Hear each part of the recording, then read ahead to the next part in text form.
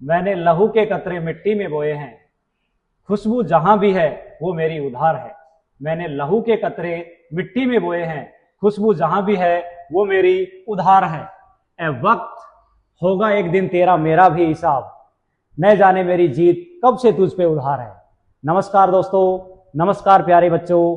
आज अपन चैप्टर 1 के जो टॉपिक शुरू कर रखे थे कि द्विध्रुव की विद्युत क्षेत्र की तीव्रता, द्विध्रुव के कारण विद्युत क्षेत्र की तीव्रता देखो उसके अक्ष पर हम निकाल चुके थे दोस्तों। और आज हम पढ़ेंगे बच्चों द्विध्रुव के निरक्ष पर विद्युत क्षेत्र की तीव्रता। बोर्ड पर देखो आप डायग्राम देख पा रहे होंगे कि सबसे पहले अपन बात करें द्विध्रुव होता है क्या है।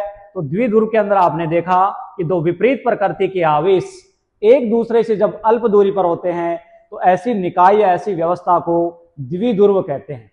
अब हमें निकालना है द्विध्रुव के निरक्ष पर।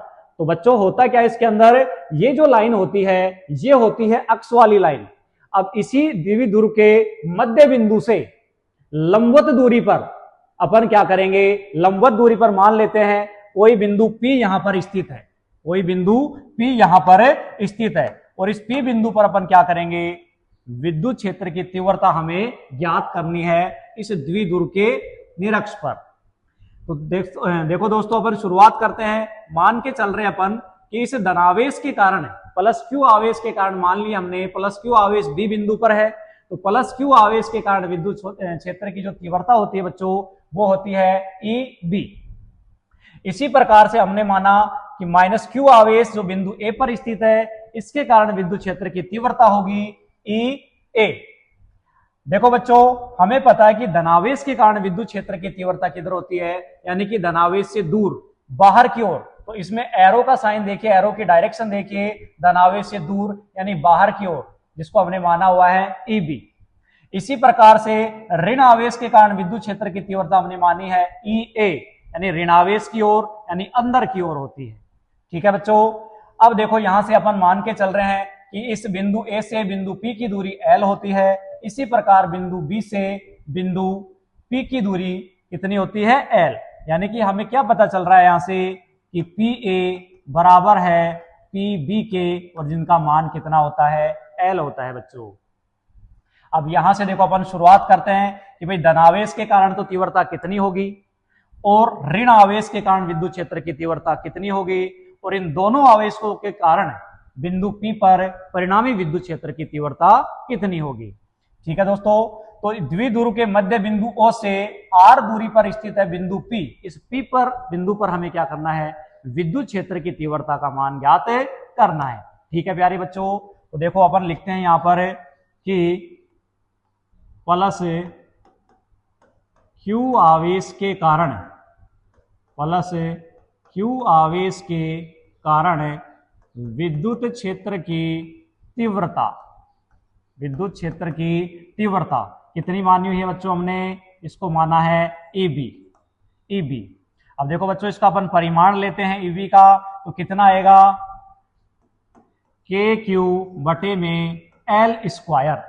बच्चों ये जो दूरी हम लेते हैं L, तो ये किस प्रकार से ली जाती है, पिछले टॉपिक में मैंने आपको बताया था कि जिस बिंदु पर आवेश रखा होता है और जिस बिंदु पर हमें तीव्रता फाइंड करनी होती है उन दोनों बिंदुओं के मध्य दूरी। तो आप डायग्राम में देख पा रहे हो कि बिंदु B से P के मध्य दूरी कितनी होती है, L। तो हमने कितना ले लिया, L स्क्वायर। अब यहां पर देखो बच्चों इसकी दिशा किधर होगी, तो इसकी दिशा होगी बच्चों इसमें B से P की ओर, वेक्टर B to P। इसकी डायरेक्शन किधर रहेगी, B से P की ओर, यानी सदिश BP दिशा के अंदर रहेगी। तो बच्चों ये बहुत ही आसान तरीके से समझाया जा रहा है, इसमें किसी प्रकार की कोई समस्या आपको नहीं होगी। तो देखिए इसी प्रकार से माइनस Q आवेश के कारण, माइनस Q आवेश के कारण विद्युत क्षेत्र की तीव्रता, तो माइनस Q आवेश के कारण बच्चों हमने तीव्रता कितनी मानी है, डायग्राम में देखिए EA। तो इसका भी यदि अपन परिमाण लें तो सदिश EA का परिमाण देखो बच्चों कितना होगा, इसका मान भी KQ बटा L स्क्वायर, क्योंकि ये डिस्टेंस भी हमने कितनी ली हुई है, L डिस्टेंस है।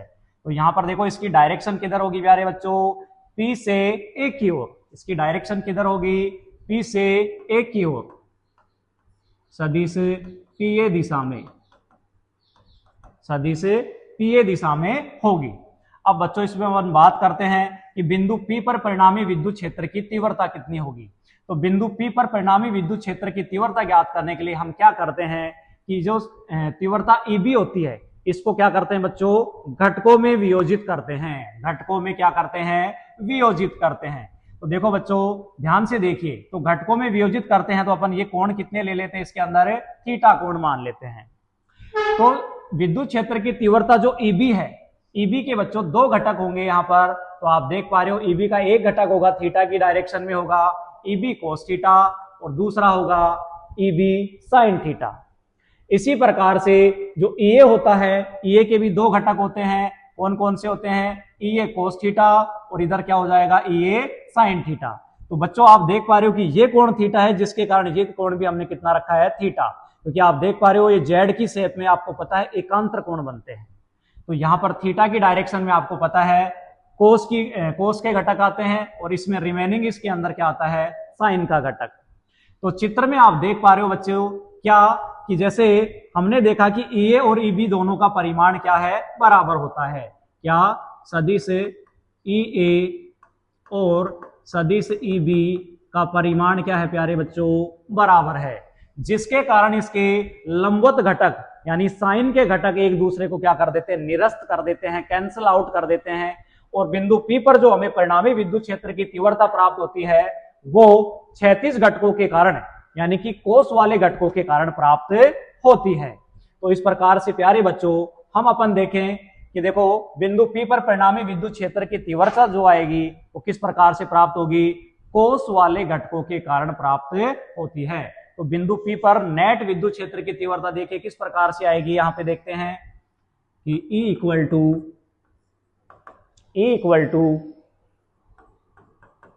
EA cos theta plus EB cos theta. हमने अभी देखा है कि EA और EB का परिमाण क्या होता है, बराबर होता है परिमाण में। तो यहां पर इसी इक्वेशन को अपन कैसे लिखेंगे बच्चों, देखिए थोड़ी सी इंक चेंज कर लेते हैं अपन एक बार। तो यहां से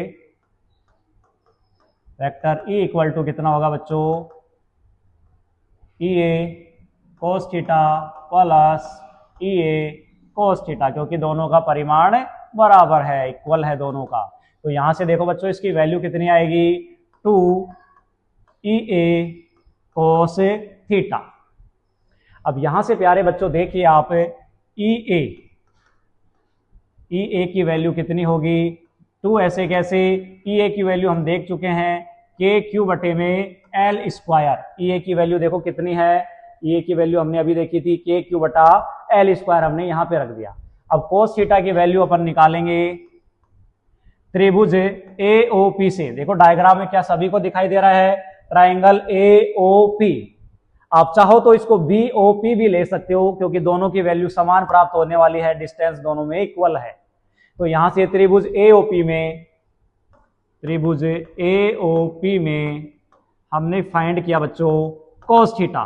तो cos थीटा कितना होता है इसमें, आधार बटे कर्ण होता है, इसमें आधार बटे कर्ण होता है, यानी बेस बटे में हाइपोटेनियस। इसका आधार कितना होगा बच्चों, D/2 आधार, और बटे में कर्ण कितना होगा, L। तो यहां से बच्चों cos थीटा की वैल्यू हमें फाइंड होती है D/2L।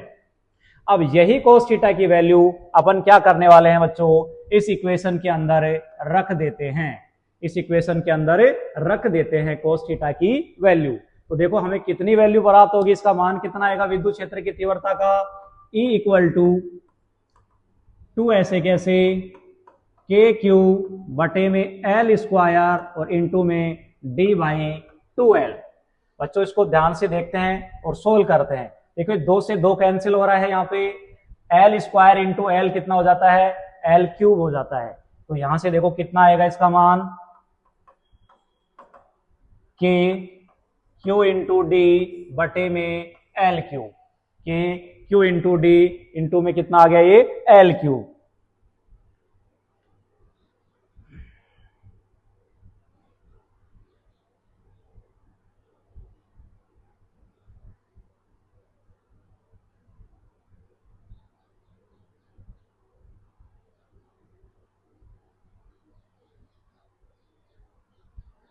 चलो कोई बात नहीं, इसको अपन थोड़ा सा छोटा करने की सोच रहे थे, कोई बात नहीं है। तो बच्चों हमारे पास ये इक्वेशन आ गई इक्वल टू के क्यू इंटू डी बटे में एल क्यू। तो यहां से देखो एक फॉर्मूला फिर से बन रहा है क्या कि Q इंटू डी से हमें प्राप्त होता है कितना, Q इंटू डी से हमें प्राप्त होता है बच्चों यानी कि विद्युत द्विध्रुव आघूर्ण यानी कि P। तो इसको अपन कैसे लिख सकते हैं,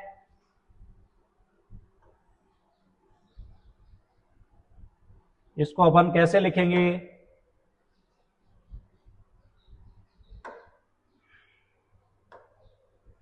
इसको अपन कैसे लिखेंगे बच्चों,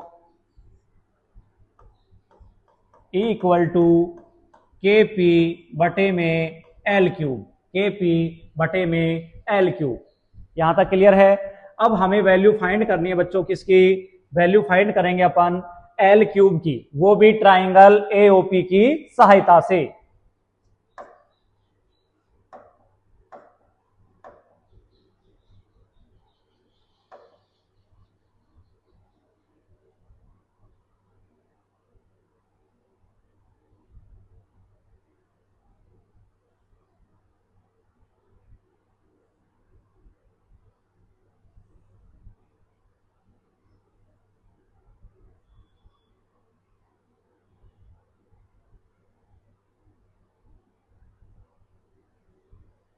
ठीक है, बिल्कुल छोटा हो गया, आखिरकार सफलता मिल गई अपने को। और देखते हैं बच्चों, इसकी वैल्यू अपन निकालेंगे, एल क्यूब की वैल्यू निकालनी है अपने को ट्राइंगल एओपी की सहायता से। तो यहां पर देखिए बच्चों, इसमें पाइथागोरस प्रमेय अपन लगा सकते हैं, पाइथागोरस प्रमेय इसके अंदर अपन लगाएंगे तो देखिए कितना आएगा, इसके अंदर आएगा हमारे पास एल स्क्वायर इक्वल टू यानी कि R square plus D square बटे 4। और यहां से देखो बच्चों एल का वैल्यू अपन निकालेंगे तो R square plus D square बटे में 4 आ गया है। अब यदि हमारे को यहां से वैल्यू किसकी निकालनी हो, देखो ये इसका अंडर रूट आएगा 1/2 में, हमें यहां पर वैल्यू किसकी चाहिए, एल क्यूब की। तो देखो बच्चों बहुत ध्यान से देखना अब इस लाइन को आपको, तो यहां से देखेंगे कि देखो एल की वैल्यू जब इतनी होती है और हमें वैल्यू निकालनी है एल क्यूब की, किसकी निकालनी है, एल क्यूब की। तो यहां से देखो एल क्यूब यानी यहां पर मैंने पावर 3 लगाई, तो यहां पर भी पावर 3 मुझे लगाना पड़ेगा। तो देखो कितना होगा, R square plus D square बटे 4 और इसकी पावर 3 लगाऊंगा तो इसकी टोटल जो पावर होगी 3/2 यानी इसकी घात कितनी हो गई, 3/4 हो गई है। अब बच्चों इसमें देखते हैं अपन, हमें पता है कि जो आर की वैल्यू होती है, आर का मान डी से बहुत बड़ा होता है, तो आर स्क्वायर की वैल्यू डी स्क्वायर बटे 4 से बहुत ज्यादा बड़ी होगी, जिसके कारण डी स्क्वायर बटे 4 को अपन क्या मान लेंगे, नगण्य मान लेंगे। डी स्क्वायर बटा 4 को अपन क्या कर देंगे, नेग्लेक्ट कर देंगे। और यहां पर वैल्यू हमारे पास रिमेनिंग कितनी बचेगी कि एल क्यूब इक्वल टू कितना बच गया, आर क्यूब। यहां पर इसकी वैल्यू 0 हो जाएगी और आर स्क्वायर की वैल्यू कितनी हो जाएगी, 3/2। इसको जैसे अपन सोल्व करेंगे तो यहां पर एल क्यूब की वैल्यू कितनी आ गई, आर की पावर 3 यानी आर क्यूब। अब इस वैल्यू के अंदर अपन इसका मान रखने वाले हैं, तो देखो कितना आएगा, ई की वैल्यू कितनी प्राप्त होगी अपने को, ई इक्वल टू के पी बटे में आर क्यूब। और यही देखो विद्युत क्षेत्र की तीव्रता का व्यंजक होता है। तो दोस्तों आज हमने प्राप्त कर लिया है कि द्विध्रुव के निरक्ष पर विद्युत क्षेत्र की तीव्रता की वैल्यू कितनी प्राप्त होती है। तो ये इसका मान होता है ई बराबर केपी बटे में आर क्यूब, ई बराबर केपी बटे में आर क्यूब। आप चाहो तो के की वैल्यू भी रख सकते हो, कैसे कि ई इक्वल टू के की वैल्यू रखोगे 1/4 पाई एप्सिलॉन नॉट के और पी एज इट इज रहेगा आर क्यूब। तो दोस्तों द्विध्रुव के निरक्ष पर विद्युत क्षेत्र की तीव्रता का मान अक्ष की तीव्रता से आधा होता है, या यूं कहें कि अक्ष पर तीव्रता का मान निरक्ष पर तीव्रता से 2 गुना होता है।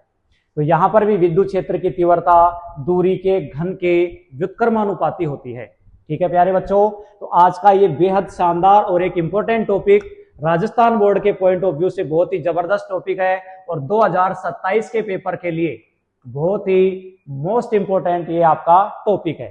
ठीक है दोस्तों, उम्मीद करते हैं आपको वीडियो अच्छा लगा होगा। सेशन अच्छा लगे तो चैनल को लाइक करें, ज्यादा से ज्यादा सब्सक्राइब करें और अपना प्यार दर्शाते रहें। ठीक है प्यारे बच्चों, मिलते हैं अगली क्लास में।